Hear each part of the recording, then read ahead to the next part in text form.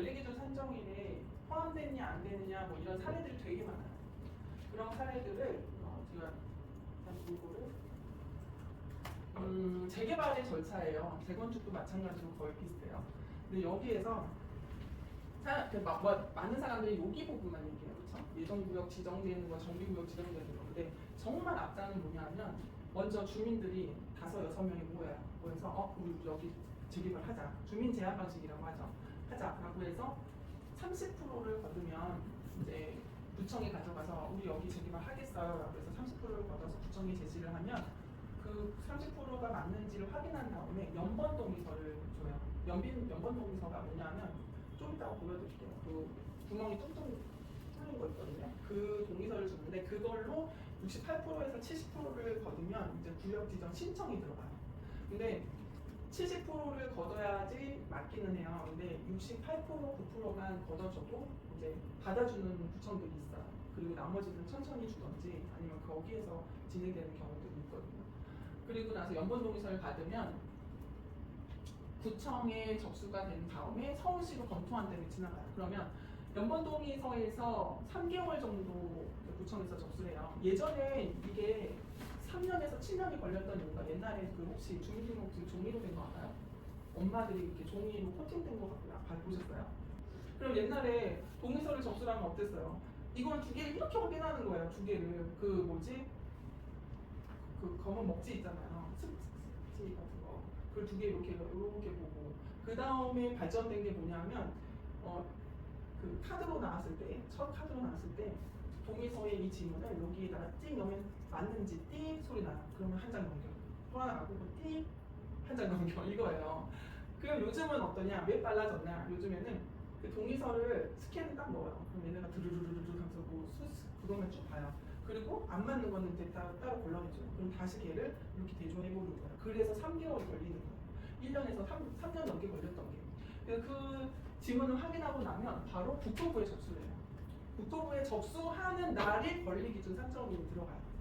혹은 서울시청에 검토했을 때예요. 이거는 지방자치단체장이 정하는 날이라고 하는데 대부분이 서울시에 접수했던 그 날이 권리기준 산정일이 돼요. 그러니까 만약에 내가 여기에 신축 빌라를 샀다.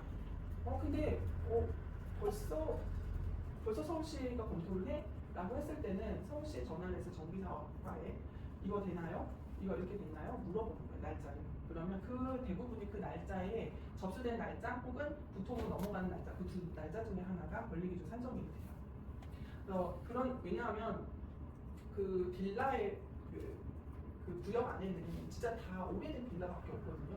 그 썩빌이라고 해요. 우리는 그 썩은 빌라라서 썩빌이라고 하는데 제가 예전에 그 한남 일타운의 5구역하고 노량진 이렇게 3개를 샀던 것들을 끝까지 못 가지고 있었던 이유가 상도동은 81년도에 산 고령 빌라예요.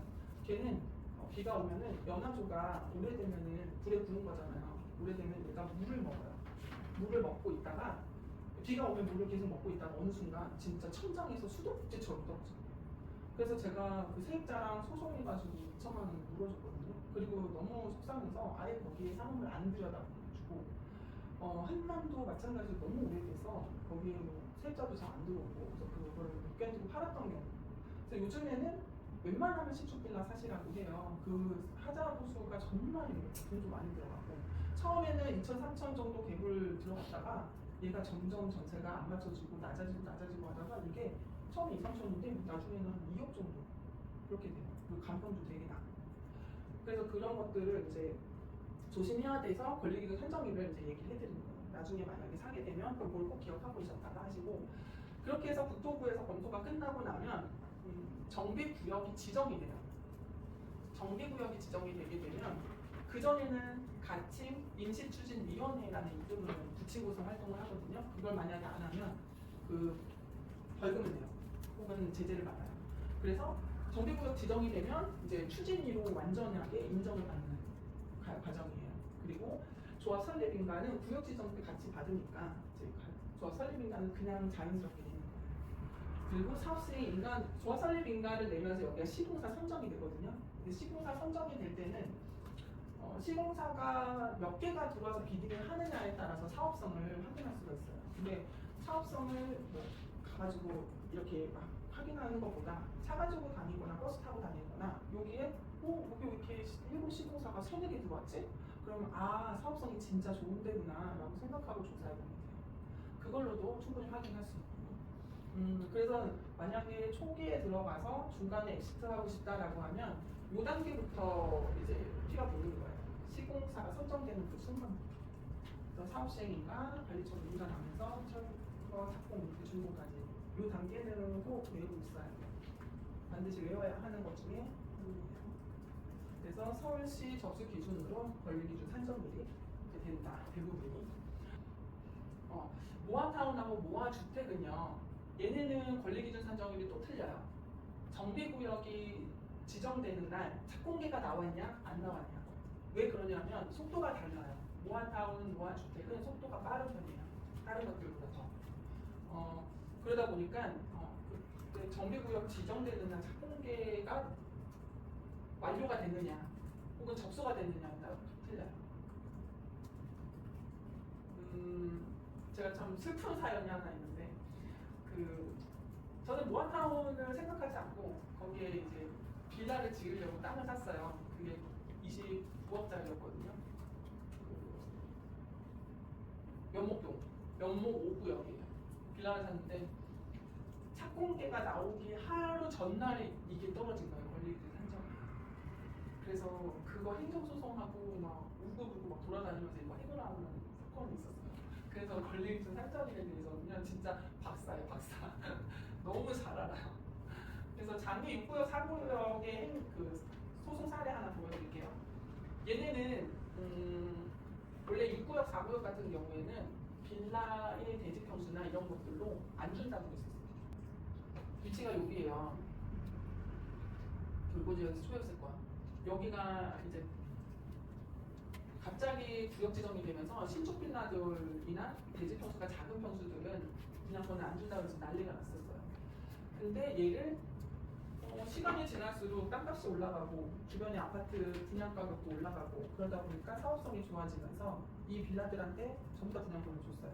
그게 뭐냐면 얘네를 100평 땅에다가 26층까지 조그만한 평수로 지어가지고 분양을 해서 주느냐 이게 더 쌀까 아니면 현금 청산이 더 쌀까를 사업승인 인가 후에 확인을 해보니 얘는 그냥 조그만 거 지어가지고 분양권 주는 게 훨씬 싸네 라고 해서 여기에 작은 평수가 있어요. 44, 45제곱미터, 65제곱미터 이하들. 그래서 따로 평수를 만든 거예요. 여기 있죠? 49제곱미터랑 59제곱미터가 있어요. 이 49제곱미터가 이제 그 빌라들을 따로 만들어서 준 거예요. 현금 청산 비율이 너무 높으면은 분양권을 줄 수밖에 없어요. 그래서 항상 들어갈 때는 내가 진짜 여기 나 여기 강남에 이거 진짜 사고 싶은데 권리기준 산정에 걸릴 것 같아 라고 하면 아까 말씀드린 대로 신축 빌라가 몇 세대냐 그럼 얘네는 신축 빌라가 많으면 줄 수도 있겠구나 라는 가능성. 두 번째는 땅값이 재개발이 된다고 해서 땅값이 너무 많이 상승하잖아요. 그러면 현금 청산 비율이 너무 높아지기 때문에 얘네는 줄 수밖에 없구나 라고 판단해도 좋아요. 현금 청산 비율은요 내 가치를 종후 자산가액이라고 하거든요. 그 내 가치를 그 당시에 사업승인 인가에서 인가 후에 나는 그 땅 가격의 120% 현금 청산인 거예요. 그러니까 만약에 여기 땅이 4천만 원이었는데 갑자기 재개발되면서 평당 2억이 돼가요. 그러면 거기에 120%를 줘야 돼요. 그럴 바엔 그냥 이 땅에다가 높게 지어서 쬐끄만 평수로 분양권을 주자. 이게 훨씬 더 낫다는 거죠. 이 사례가 또 하나가 있어요. 장위 15구역이에요. 장위 15구역에 대해서 좀 얘기해 볼게요. 그래서 기본 또 하나가 뭐냐면 이것도 해줄 게 너무 많아요. 장위 15구역 위치는 여기예요. 여기가 이제 뉴타운 재개발 구역으로 오세훈 시장이 구역 지정을 했었어요. 그러다 민원이 발생돼서 얘를 다시 구역 지정을 해제해요. 그러면 우리는 재개발하는 건 좋아. 왜 해제했어? 그래서 그 좋아하는 분들이 모아서 소송을 해요. 다시 구역 지정을 해달라. 그랬더니 소송을 했는데 패소를 했어요. 그래서 다시 변호사를 비싼 사람을 데리고 와서 다시 재소송을 해요. 재소송을 하면서 그때 당시에 제가 여기 15구역 빌라 짓고 있었거든요. 재소송을 하는 중에 갑자기 구역 지정이 딱 되는 거예요. 그러니까 승소를 한 거죠. 승소를 함과 동시에 갑자기 그 권리기준 산정일이 매겨지면서 건축 허가 및 착공 제한을 걸었어요. 그래서 지금 건축 허가에서 착공하려고 했는데 걸린 거죠. 그랬는데 그때 당시 신축 빌라 여기가 250세대였어요. 그런데 이제 조합 설립인가 이후에 시공사에서 250세대를 지금 현금청산하면 500억이 넘는다.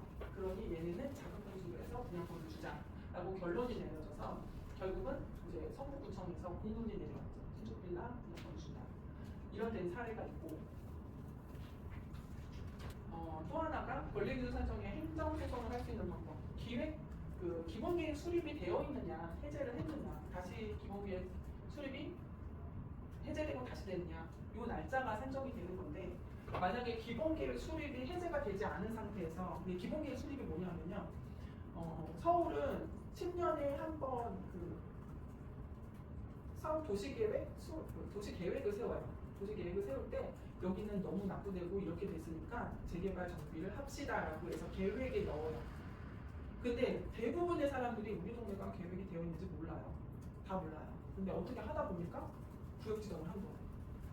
근데 구역 지정을 하기 전에 이제 내가 여기에 뭐 신축을 샀는데 나는 분양권 안 준대 라고 해서 소송에서 다시 확인할 수 있는 부분이 바로 2030, 2040에 여기가 지정이 되었느냐 안 되었느냐. 안 되었으면 소송을 해서 분양권을 받을 수 있는 거고요. 처음부터 2030, 2040에 계획이 세워져 있으면 못 받아요. 행정소송을 할 수가 없어요. 하지만 제가 아까 얘기했죠. 사업 승인 인가 후에 얘가 현금청산보다 분양권 주는 게 더 싸다라고 하면 분양권 주다. 빠져나갈 수 있는 사례들이 너무 많아요. 그리고 죽어도 안 되는 경우 있어요. 비례율이 낮은 경우. 신림 5구역이 비례율이 78이거든요. 신림 5구역 잠깐 보여드릴까요? 비례율이라는 게 뭐냐면요. 조합원이 800명이에요. 근데 일반 분양이 400세대밖에 안 돼요. 이게 비례율인 거예요. 서울 평균 비례율이 100에서 105%거든요. 높아봐야 110이에요. 근데 78%, 80%면요 사업이 진행이 안 돼요. 게다가 공사비까지 올라가면 더 그렇죠. 그래서 잠깐